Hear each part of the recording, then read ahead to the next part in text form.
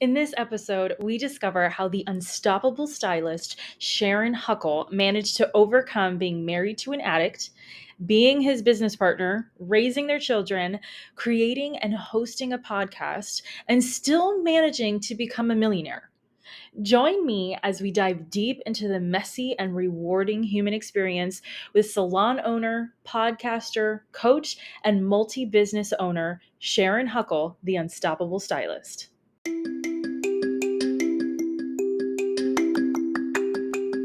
Are you a beauty or barber pro looking for that push to do that thing you've always wanted to do, whether it's in or out of the salon, spa, or shop? Are you tired of not feeling good enough, smart enough, skilled enough? Are you tired of not getting a handle on your mental health, boundaries, and insecurities? I'm Christine Sherwood, the BeautyPro coach, an internationally certified coach, a salon and spa owner, and your personal Jiminy Cricket. I use my own experiences, good and bad, as a salon owner to help you be more self-aware, authentic, and forward-thinking in your approach to life, in and out of the salon. It's time to reach your version of success with the BeautyPro Coach podcast. Do it. Okay, so this is Christine, your host of the BeautyPro podcast. I am here with Miss Sharon Huckle of the Unstoppable Stylist podcast, and I'm very excited to what she is going to be sharing with us today. So before we get started, Sharon, introduce yourself. Who are you? Well, I'm Sharon Huckle, and in some ways I'm not that special. I'm just like everybody else. No Susie Snowflake here, but what I have been doing is working on building a profitable business and styling a life I love for the last 25 years in the beauty industry, but also in multiple other industries, and went through some really tough times while I was trying to manage all of that. And out of that was born the Unstoppable Stylist. And I kind of went through hell and back, and I like to say that I'm, on the other side of it now, which has been really helpful. But as I look back on my journey, there were lots of hard times, and I started to recognize what was in me that made me push through, or what wasn't in me, what I was lacking and what I needed to fill up on, that would create this life that I could continue to live, right? Because things got a little dodgy there for a minute. So that's it. So that's where the Unstoppable Stylist was born. That was like, I'm not going to quit. I'm not going to give up on myself more than anything. And then of course the business, as we know, we're very wrapped up in our businesses. So I also decided not to quit on my business, because that came really close as well. So yeah. So I do know from your Instagram and your page, you share a lot about previous relationships, romantic relationships, marriages, that kind of thing. And I just, on the beauty marriages, you made it sound like I had a whole bunch of marriages. I did not. Just to clarify. No, I'm so sorry. I only had one, but it was a long stretch, and it felt like we lived a bunch of lifetimes. But he was also my business partner. Okay, see. So that is why it was so embroiled and actually difficult to get out of this situation when it got really messy. But I mean, truthfully, it was kind of messy, but also kind of lovely our entire 25 years. Well, that's what makes it so hard, right? Right. Relationships are never like just all horrible, because otherwise you wouldn't stay in them, right? Right. They tend to have a way of coming back around and being real sweet. So I guess my question really is, how was your life outside of the salon influencing your life in the salon? Because you mentioned he's your husband, he's your business partner. And I know a lot of our listeners, for whatever reason in the beauty industry, we have a hard time with relationships. And then with something like this, it just complicates it even more. So tell us about your story with that and how you overcame it. Well, for me, I don't know if I've overcome anything really. You're just working on it. But the salon was always my happy place. Right. So even though I was bawling my face off in the morning, the minute the clients arrived, I, sort of put on that happy face. And not that I was like not transparent or honest or fake or anything like that, because certainly certain clients did see me break down. I'm human after all, and there was some pretty heavy shit going down there.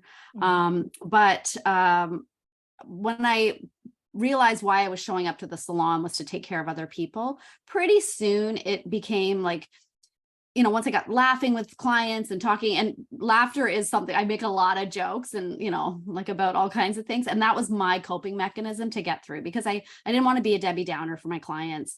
I didn't want to be a Debbie Downer for myself. Like when I was wallowing so much, I couldn't even handle being around myself. Like I was getting on my own nerves, right? So I certainly didn't want to be that for my clients. And they certainly weren't paying for my therapy sessions. Although, people they would say to me, have you talked to somebody about this? I'm like, no, I need to shut up about it. Actually, it's what I need to do.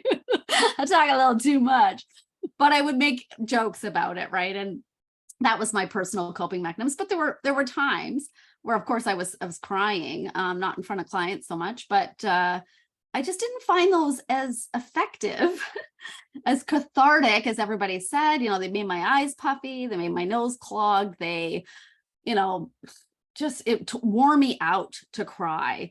And I didn't get anything done, but where I was in action and I was happy and I was surrounding myself with positive people, that's when the shifts really started to change. So I don't, want to tell people how to deal with their stuff. But that's what I found worked for me. I got really tired of being sad, and I tried that depression thing and I did not enjoy it. So I don't want to go there ever again. Yeah. That's a decision, right? It is, well, again, I don't want to discount people's struggles with mental health at all. There's a lot of that going on right now, but I knew for myself, and that's the only thing I can really speak to, is I had to make a decision about who I wanted to be and how I wanted to show up. And my role in the salon was a big part of that. If I was able to just stay home and cry all the time, which was why COVID was not good for me, right after all of this happened, like the hell that was my life, then COVID happened and I was alone too much. And that was really hard on me. I mean, I did some work and some healing during that time, but it was being alone was not a good thing for me, which is why I started online dating, which ended up being a good thing. But I did find someone lovely. But it was my kid actually who got me going on it. He's like, Mom, come on, because he was tired of me being sad and lonely too, right? Because it impacts them as well. Like you're the mama, and I'm not that great at hiding stuff from anybody. So I present it differently. I don't hide anything, but I just try to present it in a more humorous way. Yeah. Your kids don't want to see that. They want to know you're strong and you can handle it. Yeah. Well, for myself, my parents are also divorced. And so from a child's perspective of your parents, being sad and seeing your mom or your role model, whichever parent it is, just be so crushed and heartbroken, it is difficult, and you want to help them as much as you can. Right. Yeah. Yeah, for sure. And I've got two amazing boys. They're not boys anymore. They're men. They're, almost 20 and 24. But I'm sometimes astounded at how well they came out of all of it. Yeah. And I'm not going to credit myself because I know I made a lot of mistakes, but I also think right. And they never doubted my love for them throughout that whole thing. So with that, now let's turn more. So that's what's going on outside of the salon. Now let's focus on what's going inside the salon, because it sounds like, you said that was your happy place, but that's what really pulled you through. So for the listeners who are going through tough times, we need some inspiration for them. So what did you do? Because I know you have like other businesses too, not just the salon. So tell us a little bit about how you make your money and what motivates you to just keep going. I mean, that's kind of a loaded question there, but what motivates me to, we'll talk about the other businesses. So in addition to the salon where I work 4 days a week, serving clients, And again, my salon business has morphed. I mean, we're going into year 20 next year. So it's definitely changed over the course of that 20 years. And it's about to go into under another big change, which I'm super excited about. But that's probably the main way I make money. But I own 3 old buildings. The salon is in one of them, but those were our former restaurant and catering company and our ice cream company. We had a big food business as well. So when our marriage broke up, obviously the business partnership went with it. And I had to figure out what to do with all these old buildings, because basically it was a situation where my husband, he needed to go, and that was it. So I took on all the debt, all the responsibility of all of this, including the house and the kids and everything. Like, he basically just walked away, and that was what was necessary at that time. And so, I just got left holding the bag. And, somebody could say, oh, you're left with all the assets, but they weren't assets at the time. They were debts, liabilities, responsibilities that, I had to decide that I was strong enough to take that on. Yeah. And there were certain moments where I did not feel that strong, but I mustered up the courage, and I leaned heavily on my support network. I think that was so important. I always joke, it takes a village to keep me going. And it's not really even a joke. It's the 100% truth. So in times like that, you need supports. You can't be everything. You just can't, especially when times are tough. So you need to lean on support. And that's why, coaches were helpful, mentors. I have wonderful family, parents, my kids, everything. And I really dialed into that. And then I had to refocus my energy and my attention. So, I had to take these old buildings that, we put on the market, but we're going to lose money on. And I decided, no, I want to keep them. I'm going to do something different. So I turned them into a boutique motel. So cute. Oh my God. I love this. So it is cute, and it's a lot of work as well. Right. And it's a lot of, there's ups and downs, and, things are always happening. They're old buildings, are like 200 kind of years old. So something's always breaking, but I make jokes about that too. And, I have my little breakdowns, but then I have my breakthroughs, and I get through it all. And again, I have a huge support network of, just even guys that can come and fix things really quickly. Because I pay them properly. That's so I never wait the 30, 60, 90 days to pay my workmen. As soon as they give me an invoice, I'm like, here it is. Right. So I make sure those people are paid, so they come when I call them. I'm so happy that you mentioned that. Yeah, because it's also a little thing that we have going on in the industry that we kind of just like, oh, okay, I'll just pay you, day 29 of the 30 days that you give me. Take care of your people. I really believe in that. Take care of your people. And you have a network. I feel like people get confused with that word sometimes too. Like, a network is your circle of friends. It's your back bar people, like your plumber, your electrician, your all those people.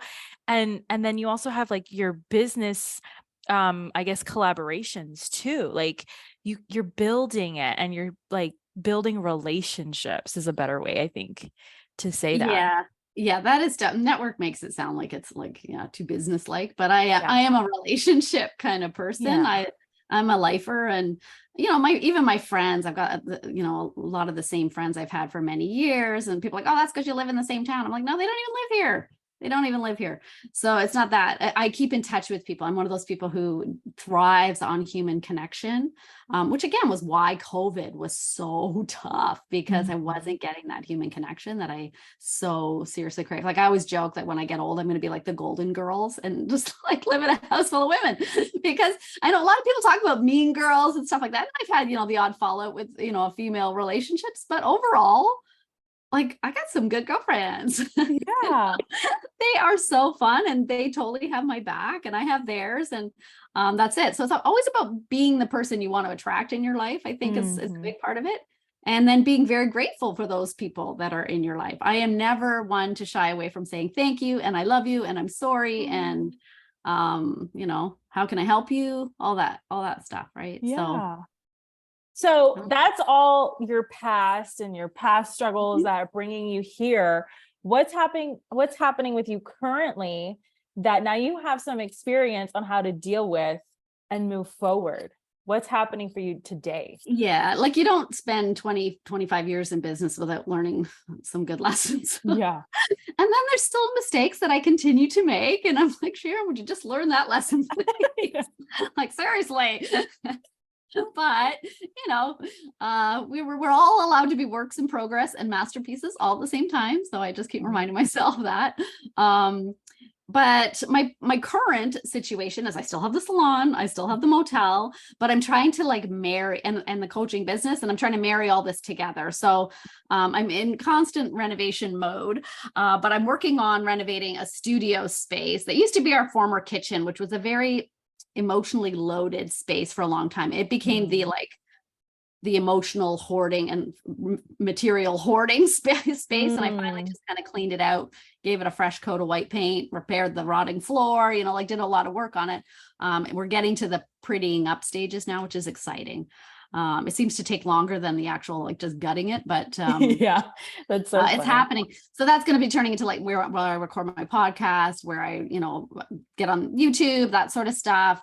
And where I have because the other thing is I got this unique space where I have a salon, and then I have like these 4 suites of this boutique motel, and then I have the studio all in the same block of buildings.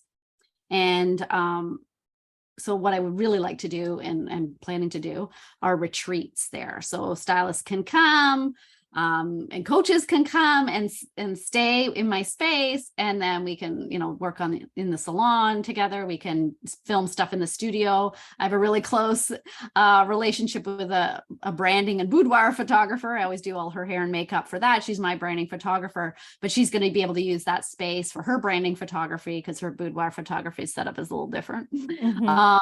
And rightly so. Again, rightly so. Yeah. And collaborations that way. And just making, even when I designed the space, I had her in mind of how I wanted to, I'm setting up little vignettes for her kind of thing so she can do branding too. So that's why she's like, why would you do that for me? But I'm like, because I think it would be cool if you could use the space. And I want her to shoot me in that space and all over the other spaces. So it's going to be really neat to have these retreats. So I just have to get that renovation done. And then of course, next year, is my 20th year in the salon. So I'm planning a big rebrand and like new logo, new signage, like kind of new everything. And like, I've just been praying that everything that I have lasts for another year. So that it's not even going to be a year now. It's going to be like 5 months, 6 months till I start replacing, sinks and the roller, all that stuff, and redesigning all of that. And so that's super exciting. And I'll be documenting all of that in a membership, which is really neat. So tell us about this membership. What is? I'm literally going to be. So it'll be launching in April in honor of our 20th anniversary, April 14th.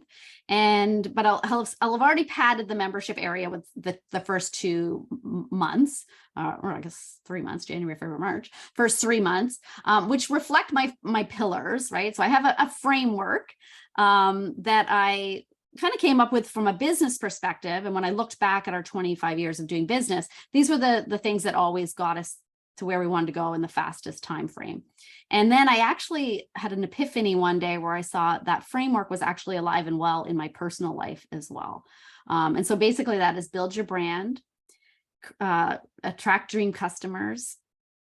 Sorry, I'm not gonna retain raving fans. God, like where am I going? My brain's here. So build your brand, attract dream customers, retain raving fans, earn more income, save time and money, and create lasting impact. Those are the 6 things. And when I say that's personal, when I decided I wanted to become the Unstoppable Stylist, there was a lot of soul searching that went on there, but that was me creating my brand, right? And then I was attracting the people in my life that I needed to help me become that person, right? And then I was retaining the people who are going to help me stay there, because when the going gets tough, you need that loyal group, right? And the people who will cheer you on and, pull you out of those dark times, that kind of thing. Then, of course, you want to earn more income. So how do you, not just income in terms of dollar bills, but like, how do you create this rich life, right? In the relationships, your health, your wealth, and, your time freedom, right? How do you want to spend your time? And then we went into save time and money. So of course, like now that you kind of set up what you want, like, how do you make it work? And of course, money, almost every decision we make in life has a financial impact. So So we can't deny that money is important. It ranks right up there with oxygen. We need it to survive. So we got to stop pretending that money doesn't mean anything to me. It's like, no, but what it gets you to, right? So that is my whole thing. I help people build more income so that they can, live the life that they actually want to. I mean, that's the easy thing to do. Actually, making money is an easy thing to do. We make it hard. It's the other things that are hard, right? Making money is easy. Money can solve a lot of your problems. So it's not more money, more problems. No, you have to work on the inner stuff as well. But that's it. And then create lasting impact is the last thing, because even though they all kind of intertwine, because at some point you realize this is bigger than me. I want to have impact. And I think as hairdressers and beauty professionals, we get that. Our jobs, there's a lot of purpose and passion behind them, but there also has to be some reward for that. And finances is an easy one to track. So I think it's a good one. Yeah. And then you can, spread that into the other parts of your life. We want you to have a rich life in all kinds of ways, but when you get more cash flow, I have to say, like, I have been super broke, like on the verge of bankruptcy. And then I've been flush with cash, and I operated better when I was flush with cash. There's a quote from Dorothy Parker. It says, "I've never been a millionaire, but I'm sure I'd be darling at it." That's right. Yeah. And when I look now, like some days I feel like I'm broke as a joke, but when I look at what I've built, right, I have these assets. I am worth, well over $1 million. So I am a millionaire, and I'm doing, I'm pretty darling about it, right? I love this. I love this. And sometimes you have to look back and realize, like, everything that you've done. I talk about this a lot in my coaching, is that I have a to-do list, always a long to-do list, but I also have a to-do list. I have and I started that during COVID, because literally a month would go by and I'd be like, what the hell have I done all month? Like, I've done nothing. I've laid around, whatever. But no, I started writing down, what did you actually do, Sharon? And I was amazed at how much I accomplished in that, thing. And not just what I accomplished, but who I was becoming as a result of this, huge impactful event that happened in my life right after, a bunch of other huge impactful, because my marriage wasn't just breaking down and our business wasn't just breaking down. And the reason our business was breaking down was all kinds of problems through no fault of our own. And I mean, obviously we played a role in some of them, but not really. And then of course, my son was sick, he had to have 6 surgeries. My mom was sick. She had cancer. She's okay. My father-in-law was sick with cancer and died. And my husband had already lost his mom to cancer. So, I mean, it was just such a heavy time, and he was falling apart, and I could no longer hold him up because I was falling apart. And, that was when I realized I got to hold it together. Otherwise, and you know what? I was never suicidal, but there were many days when I was driving to work, I wished a car would just hit me, put me out of my misery, and actually, no, I can't say that I was never suicidal. There was a moment I was driving home by myself. I probably shouldn't have been in the car by myself at that moment, but I was in the car by myself, so sad, so depressed, whatever. And I literally, if I had not had children, I would have driven right off the road that night. That was one of my absolute lowest moments. But, I really, I can't fall apart. I can't. And, and that's sort of what drove everything down. And that's when I decided I need to become the Unstoppable Stylist. There's too many people counting on me. There's too many people I love that I want to let down. I have big dreams, big aspirations. I just can't carry the weight of this. My husband was an alcoholic, and I knew that through our entire relationship, whatever. But he was also this wonderful human being. And it was just really that Jekyll and Hyde situation. And it was so heartbreaking to me because I loved him with this, with my whole heart, and then some. And I still, I don't have contact with him now, but I still miss him. I miss the good parts of him. And you can't cut that out like a cancer. And it became a decision of choice, right? Or a disease of choice. And I had to realize he kept choosing that over his family and me. And of course I was the butt of a lot of the abuse, and, mental abuse, not physical. And in some ways, physical would have been almost easier to deal with. That's how I feel. The mental and emotional, like, just knock around is just so brutal. And I feel it takes more time to heal. And you're sharing this, and thank you so much for talking about not those moments where you're driving and you just hit me already. Like, let's just be done with this, because that's real and raw. And that's the human experience right there. It's just too much sometimes. And I feel like a lot of us go through that and we don't talk about it enough because of, oh my goodness, what are people going to say and all this stuff. And you came out of it. And it's still part of the human experience, right? So it's not like, oh, I'm healed and, here we go. But you are like, no, I have my kids, I have my family, I have my friends. No, I have so many passions that I want to accomplish. If I end this now, then what? Then what am I going to be known for? Right. And I don't 100% believe you have to be healed to make things happen. Right. Like, healing it's a process. Like, even when you break something, it's never like 100% where it was. Right. Right. It's not how it was before. And you make adjustments. So, my broken heart, it will never be what it was when I was young and naive and whatever. But I don't want it to be. I don't want to go back. I don't want to go back to what that was. I don't need that feeling again. I like all the new feelings that I have. And there's moments where I feel like, oh God, I'm embarrassed about what happened to me, because that certainly was not the end of it, and it never will be the end of it. I'm sure I will do plenty of other embarrassing things, but I like to think I've learned from a few of them, and some I have not learned. Like, I still do stupid stuff. I still do things in my business that I know better, right? Yeah. I want to make change. And I always say nobody likes change like a hairdresser, but change is still tough, Yeah. And you don't want to upset people. And I am like a proud people pleaser, like proud of it. Because it's what, so, and like, there's so many things that become negative, right? But everything can have a negative connotation or a positive connotation. It's all in your outlook. Like, even the word unstoppable, depending on the energy that is driving it, it can mean two very different things. Like, unstoppable is like, oh my God, I got to keep going. This is unrelenting. I can't give up. Or it means like, no, I got this. I can do this. I am unstoppable. Right. And your mood can change like minute to minute, never mind, whatever. So you kind of have to choose your mood. I like to think of it, going back to the restaurant life. Yeah. This is like a menu. Like, you've got all your painful experiences and your painful thoughts and your painful feelings. Right. And then you've got all your blissful ones. And when you're feeling like, oh, like I'm this, look at it like a menu. Like, literally write these things down. Like, what do you think, feel, and do when you're in the negative space? And then what do you think, feel, and do when you're in the positive space? And then choose that. So if you're dwelling on that negative, just like, okay, I don't feel like eating that today. I'm going to eat something else that's going to nourish my soul and fill me up and fill my cup so I can give from the overflow, instead of where I'm always empty and exhausted and depleted. Like, you can't sustain that. Right. So I know what brings me joy. I 100% know. And so I just try to do more of that. And what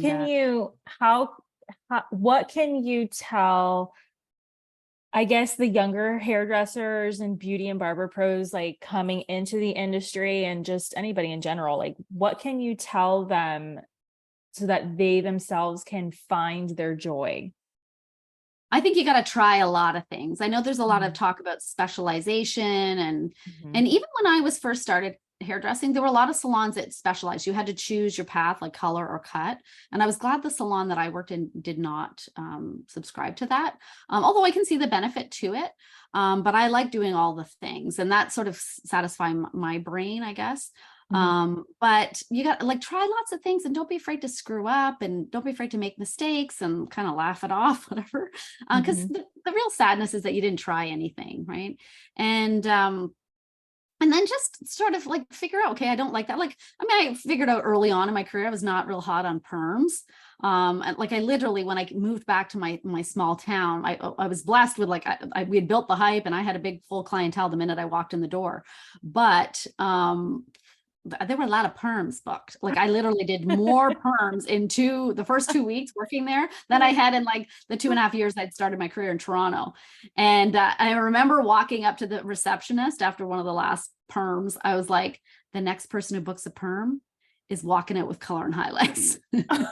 And from that moment on, I just changed my approach. I was like, no, I'm going to talk them into working with their natural texture. I'm going to talk them into all the benefits of color and everything. And that's what I did. And, quickly became well known as the color specialist and, but also the curly haired specialist and the cutting specialist and then also I did tons of updos and bridal work because we had a catering company. We just lived and ate brides, like literally, like that was what we did, so I became all those things and I've loved all of those things. And so I don't really feel like I've specialized in lots of things. I've had a long career. I've been able to play. And I haven't closed myself off to too many things apart from perms, right? But I just decided, and after a while, like I used to do extensions, and after a while I said, oh, yeah, I don't really like this anymore. So I kind of weeded that out of my program. But some days I'm tempted by it again. I see all these girls doing it. I'm like, then I think, oh, why did you quit that in the first place? You're like, Right. So again, I'm not closed off to the idea, but I'm at a different stage in my career where I'm not worried about that so much. But what made me happy, right? But I had to try all the things, right? Yes. See, I love that you say that because that is the talk, like pick one thing and just perfect it. But hearing you now, it's all about layering. And I talk about that with my clients too, my coaching clients. You got to layer your experiences, try all the things, and then pick and choose what you like. So thank you for sharing that. Like some of my clients have been coming to me for 25 years. Yeah. So like I've seen them through lots of things, right? So when you want to have a long career in an industry, and maybe that's not always possible because you move or, whatever, but like you want to be able to go through all those experiences with your clients. And again, I'm not ever telling anybody how to run their business. You have to do what feels good to you. But I think the big thing in that is not knowing that there's nothing wrong about the way you're doing it. If it feels good to you, there's lots of ways, right? So, and that's the approach that I take when I'm coaching is that we get to the bottom of what feels good for you. And I call that soulful selling and soulful sales. Because I love sales, actually. I believe we're all in sales, even if we're parenting, we have to, sell our kids on eating their vegetables or whatever. That's so true. Yeah. So become a good salesperson because it's a skill and it's a really good skill. Once you learn how to do it, you're set for life. You are set for life. And the first thing you always have to sell is yourself, right? And you have to sell yourself to yourself. Yeah. Because that's the thing. But knowing that there's no wrong way to do anything can make it like, in some ways it's confusing. But then if you just get quiet and you think, no, okay, I got to do what works for me. And that's why like things like, okay, I decide, okay, that's it. I'm having a cancellation policy and, I'm doing this. And then I'm like, so you have to figure out the way to make it work for you. Like you can have policies, but they don't have to be like rigid. I'm not rigid. There's nothing rigid about me. I'm so soft and like, pliable. Like, and I like that about myself, right? I like that. So you got to decide who it is you want to be and what you like about yourself, and then just really hone in on that. And that's what makes it fun for you to do business. And that's what makes it easy to do business because you're not trying to be anybody else. You're not trying to do what they're doing. And if it doesn't resonate with you, then it's not going to stick. Like it's so true. That is so true because we look up to our role models and stuff and we say, oh, I want to be just like them. But you can't be just like them because you're you and there's only one you, and somebody else is looking at you saying, I want to be like you. So which brings us to this question of who are your 3 most influential people that you looked up to? I could not even answer that because I am flaky as anything. No, I am, because I bounce all over the place because I love all the ideas. I'm like, I've never been diagnosed with anything officially, but I just keep saying I'm just not right in the head. That's all. I think that's okay with that diagnosis. But you know what? I had wonderful parents. Like I always say if more people in the world had parents like mine, the world would be a very different place, right? So there's that. I have incredible friends like who I can call in a second and would, be there for me. And, like it was funny actually, because one of my first jobs when I was 14 was at Byway. I don't know if you guys even have that in the US. No, I don't. It's like this discount kind of place, whatever. But I am still friends with so many people from Byway, like more than any other school experience, more than university, more than hairdressing school. Although I'm still friends with one of my best friends from hairdressing school. But like I'm a lifer, and I recently turned 50, and I had a party at my house, and the Byway gang was there. One flew in from Florida. One was from Toronto, Bowmanville, and another one lives in my town, and that's my boss, right? And it was so neat to like, and that was when I was 14 that I started working. And at this party, there were people like, obviously my family was there, my kids were there, and then lots of friends, new friends, old friends, clients were there. And it was so much fun. And I sat around, and my son, my youngest son, who's 19 and just a sweetheart, but he said, I want to know how everybody knows my mom. And we went through like how they met and of course they all said nice things about me. And then at the very end of it, I'm like, okay, because it was just like love on Sharon moments, right? And there was a lot of people there, so it took a while, but I'm like, okay, now I want to know how I got on all your nerves, because I'm sure there's plenty of that. Oh my gosh. It was funny. Everybody laughed and nobody shared, but I'm sure they had some ideas. But I would just feel so lucky. So I've had so many amazing influencers. I often say I've got little, people on my shoulders all the time. And there was that Fred Flintstone where you'd have the devil Fred and the angel Fred. But I always feel like that. Like I've got my friends and my family and my old, bosses and mentors and coaches. They're all whispering in my ear when I need them. And that comes up for me. So I cannot pick three. It's like asking what your favorite food is. Like I'm a total foodie. Okay. I can't pick one food. I love all of it. Things. I always joke, like I could never be racist because I'm like, what you eating over there? Oh my Lord. That smells good. Where are you from? Yeah, I do. I totally get that. Because I love food. I love people. I love love. Like I even told my new partner, I mean, he's been around for 2 years, but I'm like, I am definitely going to, first of all, my ex was Tim and my new guy is Jim. And I'm like, oh my Lord. So I'm like, I'm definitely going to call you by the wrong name, like 100%. And I said, and I'm definitely going to say, I love you early. Because I'm not skimpy with that. I say, I love you all the time. And I've been known to like, on the phone, because I always like every phone call I have with my friends, my sisters, my parents, everything, we always say I love you at the end of it. And I've said I love you to like the random bell guy. I've said I love you to my accountant, my contractor, my electrician. I just do it now. I'm like, okay, there's lots of forms of love. So I'm like, and even though I laughed about it at the time, like, oh my God, I just said I love you to the bell guy. But you know what? He helped me solve my problem. At that moment, I loved him. Right? Absolutely. In that moment, you just did something that I couldn't. So yeah, I love you. So yeah, we get all hung up on this and we're really stingy with our words and our feelings or whatever. But the more you say it, the more you hear it. Like I say it all the time and I hear it all the time. So I put it out there and I receive. And that is why I'm so lucky and so blessed and so whatever. But I feel like I'm not to like toot my own horn, but I feel like I'm a blessing to other people too, because people need to hear those things, right? Your clients need to hear that you really truly care for them. And there's that Maya Angelou quote that says, people don't care how much you know until they know how much you care. And that is kind of one of the backbones of my business. Like I really do care about people. I care about their hair. I care about their soul, That's so beautiful. And, and that's, and it sounds like lip service, but it really truly is. No, my friends know that no one ever is going to doubt how I feel about them.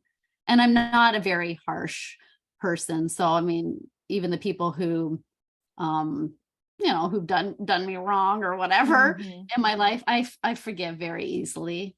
I don't hold is so beautiful, Sharon. Oh my goodness. Like grudges are not your thing.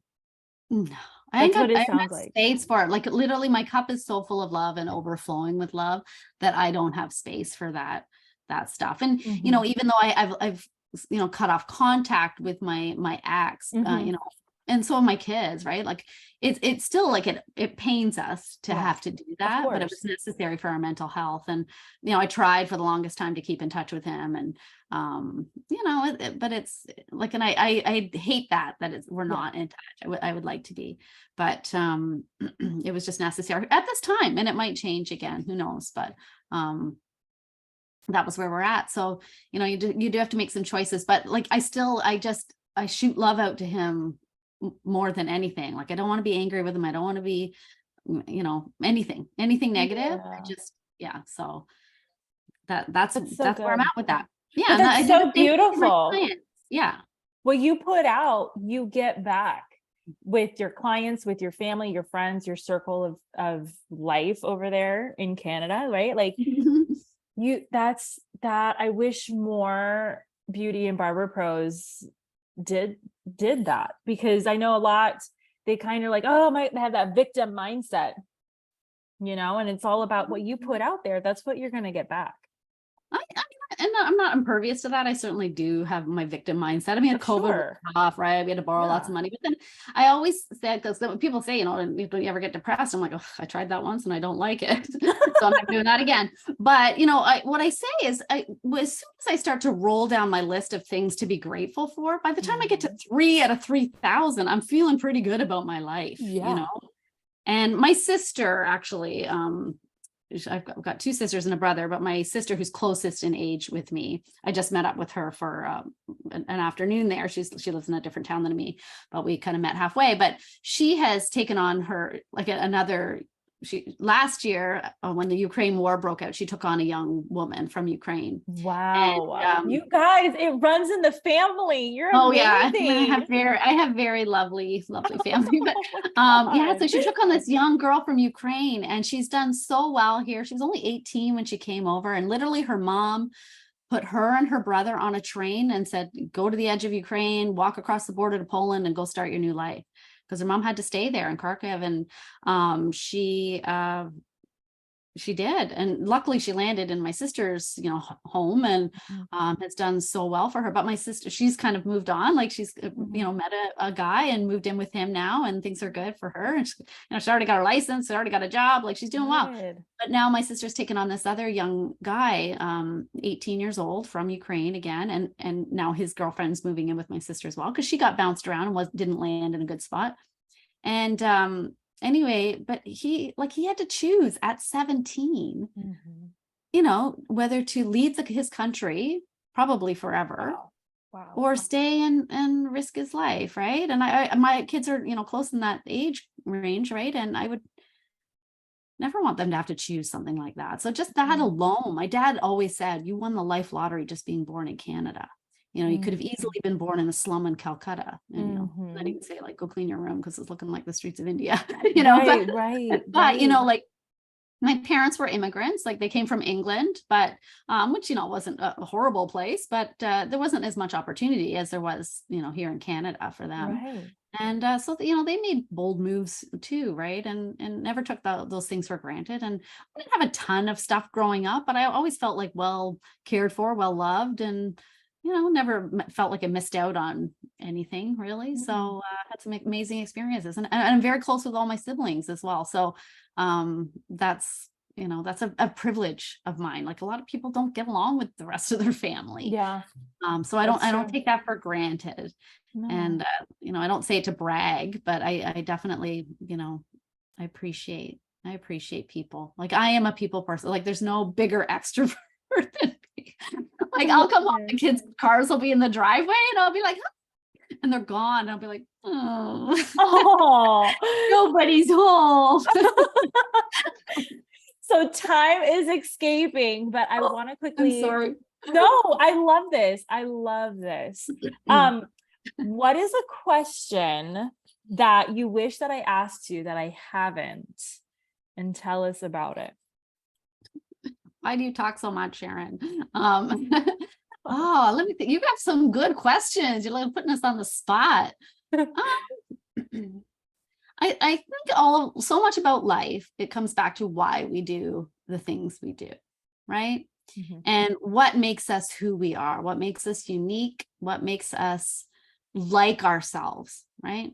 What it is about us that we're really proud of, right? And not in a bragging way, but what have we done? What have we learned? What have we accomplished? What have we overcome that we are happy about, that, has made us who we are, that we like, right?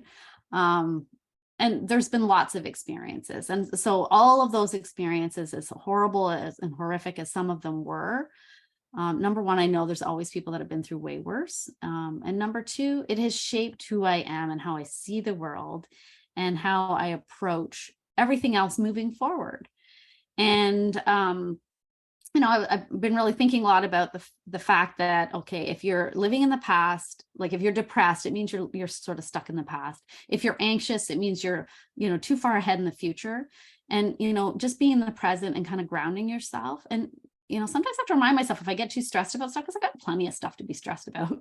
But I'm like, Sharon, nothing bad is happening right now. Like, why are you stressed, right? Like, you're going to fix this.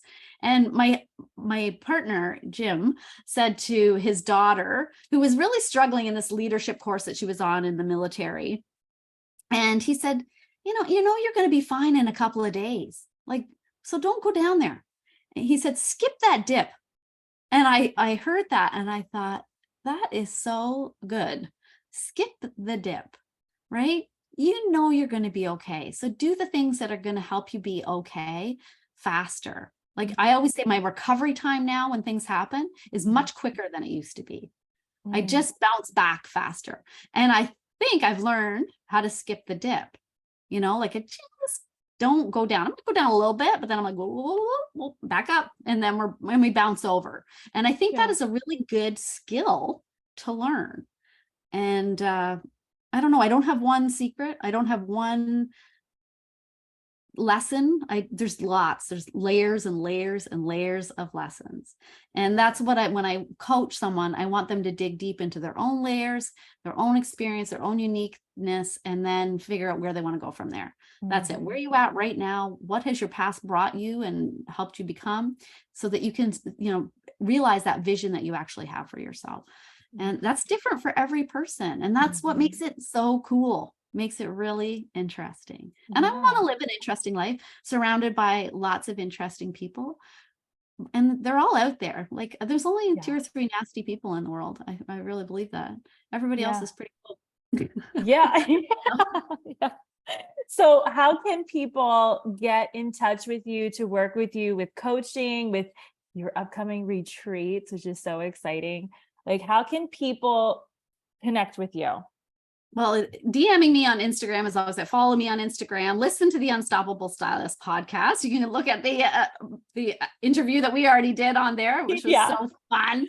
Fun. Ran out of time. Like, I mean, seriously, I think we could be like Joe Rogan, those 3-hour podcasts. Yes, I know. It would not be hard. I don't know if there's any women that are competing with him on that level of like 3-hour podcasts. I'm like 3 hours. I could do 6, but 6-hour podcast. Could you imagine? But no women have time for that nonsense, right? We're we got stuff to do. But yeah, like connect with me through Instagram's number one. And then, listen to the podcast because there are some pearls of wisdom I drop there. And of course I alternate between solo shows and interviews, which I have absolutely loved. That has been, again, I'm a people person. So talking to yourself is like one thing, but talking to somebody else is where the energy really happens. Totally. And that's what does it for me. I love connecting with people and I love seeing people succeed. I mean, myself included, right? But why not? Let's rising tides lift all boats. Let's do it together and be unstoppable together. I love that.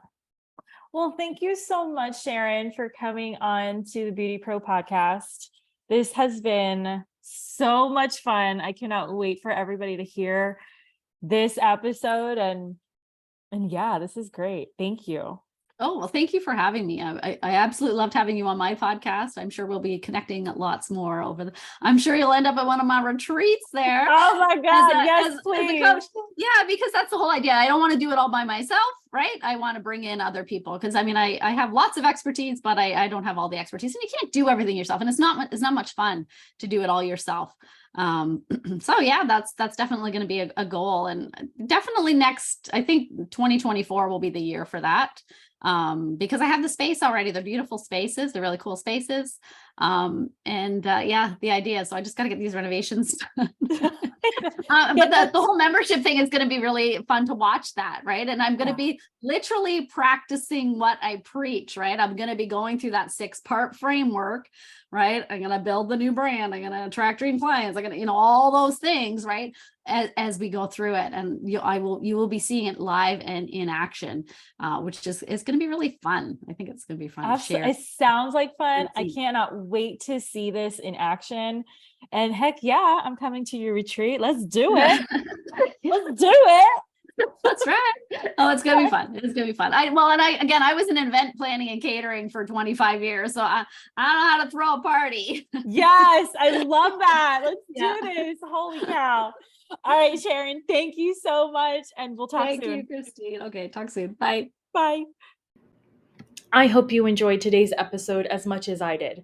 This episode is so full of hope and love in the midst of the darkest storms. It's proof what loving yourself and investing in yourself can do for you in the beauty and barber industry. I'm so grateful for Sharon for sharing her story and all the hardships that come with it, including fleeting thoughts of suicide. Please love yourself enough to invest in yourself and never give up. If you or someone you know suffers from depression or overwhelm, dial or text 988 to the 988 Suicide and Crisis Lifeline, available 24 hours a day, 7 days a week, in English and in Spanish. You can also call the National Suicide Prevention Hotline at 1-800-273-8255.